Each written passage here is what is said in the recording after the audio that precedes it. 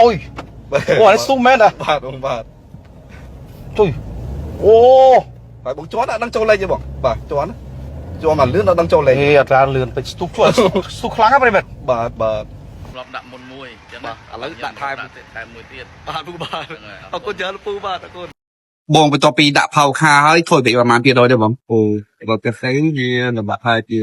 ក្លោកពី35នេះអញ្ចឹងអានេះខ្ញុំវិញម្ល៉េះទៀតបាទប៉ុន្តែតែសំខាន់ការចូលលេខហើយក៏ smooth ទេបងណា smooth ជាងមុនបាទបងបាទ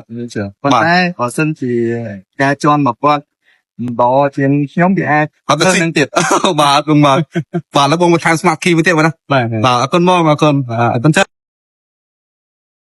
ដាក់វាស៊ីពីប៉ោយប៉ែតមកដល់កំពង់ធំវាអស់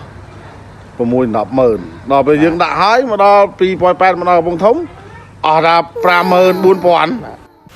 ងបន្ទាប់ពីប្រើ power car ហើយមួយខែthôiប្រហែលប្រហែលភាគរយទេបង អូយអែហ្មងនិយាយតាមប៉ាត់គឺ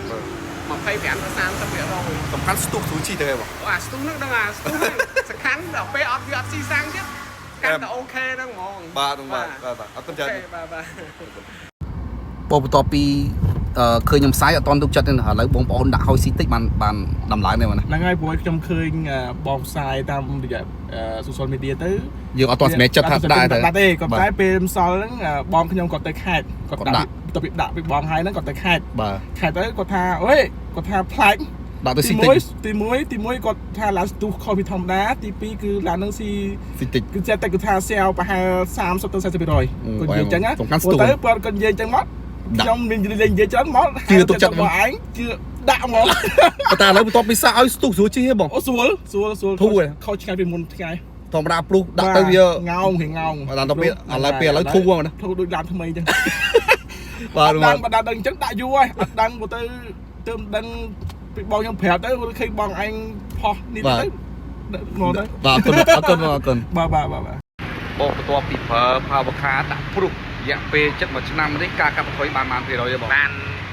50% ដែរ បាទប៉ុន្តែបងបញ្ជាក់ប្រាប់ភ្ញៀវជាប់ច្បាស់ថាការកាត់បន្ថយប្រេងគឺអាស្រ័យទៅលើបងជន់នេះទៅទេបង បាទ បាទ ខ្ញុំមកបញ្ជាន់កញ្ចក់កឌៀតអាហ្នឹងវាស៊ីតាមហ្នឹងឯងបើថាបញ្ជាន់ខេអាហ្នឹងវាមិនសូវស៊ីទេ បាទប៉ុន្តែ ការខ្ញុំទៅពោធិ៍សាត់ពីមុនខ្ញុំដាក់ផលិតផលមួយ បាទ ខ្ញុំសាំងមកពេញខ្ញុំអស់8កាំប៉ុន្តែខ្ញុំដាក់នេះមកសាំងមកពេញអស់តែ2កាំជាស្ដាយបង បើប៉ុន្តែដល់ពេលដែលយើងសាកដាក់ power car គឺតេស្តទឹកវាធូរម៉ាស៊ីនជាងមុនទៅហើយបង បាទ បាទប៉ុន្តែអញ្ចឹងបញ្ជាក់ប្រាប់តេជនច្បាស់បងគាត់ប្រើចិត្តមួយឆ្នាំហើយការកតាកាប់បន្ថយប្រេងអាស្រ័យទៅលើ2ឆ្នាំបា